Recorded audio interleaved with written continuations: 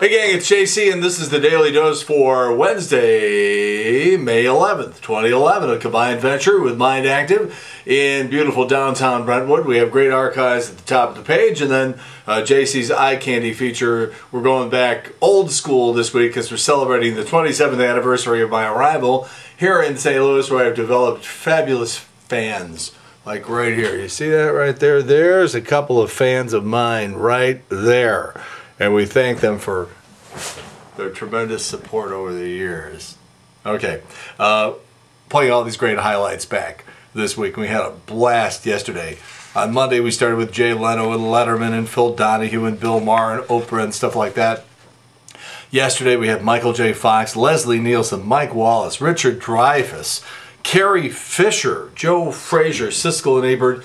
And we played back the break-in at Mike Bush's house. I'm going to get a plug-in for Thursday's show because tomorrow we're going to do all music, all the various musicians and music acts that we featured over the years, and that would include Madonna and Eric Clapton and Roger Daltrey and Roger McGuinn of the Byrds, also Don Henley of the Eagles, the guys from Grand Funk Railroad, also Nancy Wilson from Heart, Bob Seger, Crosby, Stills and Nash, Elton John, Paul McCartney and more. That'll be on Thursday's show. Of course, today we're gearing up for Cesar Millan, the Dog Whisperer, Tim Russert, Tom Kenny, the voice of SpongeBob SquarePants, Harold Ramis talking about all those great scenes from Animal House that he put in that movie. Also, Steve Irwin, the Crocodile Hunter.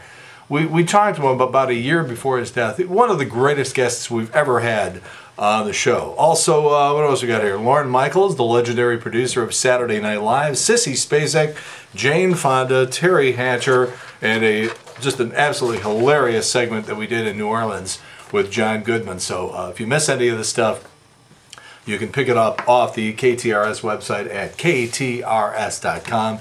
And we're thinking about making those old things available here on this website as soon as we have an opportunity to do some of that stuff. Anyhow, we're having a great stroll down memory lane. Thank you for all the kind emails and all the messages from people telling me stories about things they remember from when we arrived on the scene. John Hewlett and I back in the old Casey days in 1984. A lot of you were just kids back then, kids in high school, and y'all growed up on me now. And a lot of you still listening, we really do appreciate it. So it's been a lot of fun, and we begin our 28th year on the air here in St. Louis next week. Think we might be doing something right? I don't know. So there's this comedian, stand-up comedian by the name of Mike Epps, and he's on stage doing his stand-up routine in Texas a couple of days ago. He played Doug, the drug dealer who couldn't tell roofies from ecstasy in The Hangover. That's that guy. So right in the middle of his set, a woman walks up and hands him some papers. And he's like, oh, what's this? It was a subpoena. He got subpoenaed. He's accused of attacking a photographer at a Detroit club last November. Donald Trump. Okay, so last month at this time, Trump, his numbers, his approval numbers were 26%. He was leading all Republican candidates. And 9 points ahead of his closest competitor. Well, then you had the Obama birth certificate thing, and then you had the White House Correspondents' Dinner where he was really, really beaten up by the guys from Saturday Night Live and Seth Meyers and stuff like that. And then Osama takes a swim in the ocean, and thanks to that little burst of activity, Donald Trump has dropped all the way down from 26% to 8%. He's now tied for 5th place with Ron Paul. Ron Paul, by the way, a guy that Donald Trump had identified as somebody who was, quote-unquote, unelectable. So if you're tied with him, what does that make you? Done. Mike Huckabee, now the front runner, 19%. Mitt Romney, 18%. Newt Gingrich at 13%. And Sarah Barer at 12%. Speaking of popularity, probably heard this thing called Q-Scores. Q-Scores. ePoll Market Research. That's the company that polls Americans every year to determine which celebrities are the most likable and the most recognizable. You have to be liked and recognized to get a high Q-score. Some people are very well recognized, like Paris Hilton, but people hate him. So you get like a 10, but then you get a 0. Other people are very likable, but nobody knows who they are, and so that doesn't do any good either. And then you get people who are very recognizable and very likable, and that's the people that advertisers are looking for. That helps casting directors put people in movies and people who are making commercials and TV shows and stuff like that. The most 10 appealing celebrities in America today. Cote de Pablo on NCIS. That NCIS thing, that show's so popular, all you have to do is be on that. I don't know who that person is. So either I'm watching the wrong shows or this Q-score thing sort of starts breaking up. Number 9 is Clint Eastwood. Tom Hanks at 8. You would have thought Tom Hanks would be higher than that. Robin Williams above Tom Hanks at number 7. Morgan Freeman at 6. Michael J. Fox is 5. Pauley Perrette, she's the pigtailed chick from NCIS. There it is again. Never underestimate the popularity of people who are on a popular show. You can be on a hot show and man, doors just start opening up. Will Smith at number 3. Sandra Bullock at 2. And the most appealing celebrity in terms of recognizability and likability, you guessed it, Betty White at number 1. They also put out a list of the 10 least appealing celebrities, and that's more fun because at number 10 is Paris Hilton.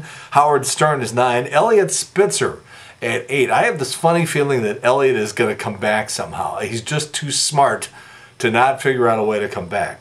Perez Hilton, the blogger, at number 7. Heidi Montag at 6. John Gosselin is number 5. Nadia the Octomom Suleiman is number 4. Rod Blagojevich is the third most or least appealing celebrity.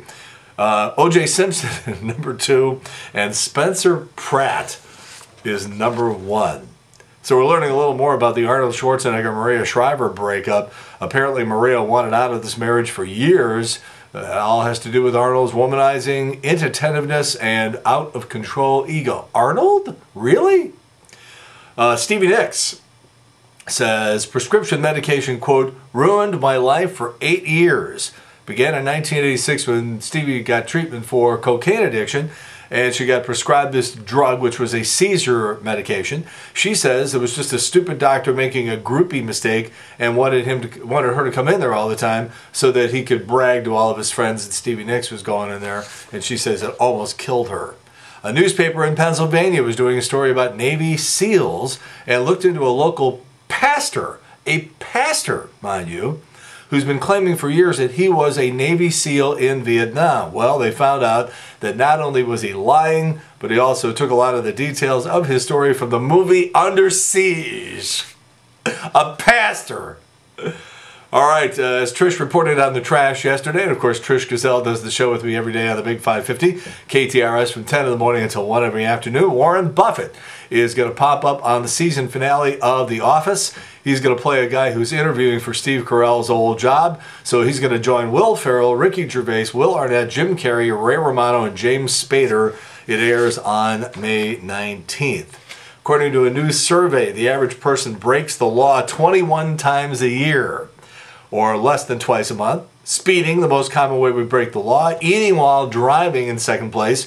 Riding a bike illegally and driving without a seatbelt, also on the list. Downloading pirated music comes in at number 5. Having sex in a public place came out at number 6. They're just nasty out there. Driving through a red light was 7th. Parking in an illegal parking space was 8th. Texting while driving was 9th. And drugs were number 10. Birthdays today, one of the original MTV VJs, Martha Quinn, is 52 today. And Peter North, who, if you've ever seen Peter North in a movie, you just marvel at what this man was able to do. I don't know where all of it came from. I don't know. You just sit there and you just marvel at Peter North, of course. Over 1,790 fine adult films, including The Best Rearers of Our Lives, Polka Hot Ass, and I'm Golden Blonde. Peter North, 54 years old today, and maybe in a related story, in the state in 1960, the first ever birth control pill hit the market. All right, JC's Eye Candy today. As we said, we're going old school on the show every day this week, and also here on jcontheline.com, including our eye candy feature. We're going all the way back to see who had sillier hair, okay? Was it me back in 1976 when I was in Chicago? There's Ann and Nancy Wilson from Heart. Or was it Sammy Hagar? And I look at the top half here because the printer's screwed up. Or was Sammy Hagar's hair goofier? So you get a little better picture right below what you're looking at right now on the eye candy feature. Who had the sillier hair? And by the way, don't answer that question because I already know. All right, what do we got here? That's it. JC's Daily Dose for... You know, this has just been fun this week, playing back all this stuff. Wednesday, May 11th, 2011, a combined venture with Mind Active in beautiful downtown Brentwood. And in the meantime, we've beaten this one to death. Have a good... Oh, yeah, back to my fans here, my most dedicated fans in the world. All right, in the meantime, we've beaten this one to death. Have a good one. See you later. Bye!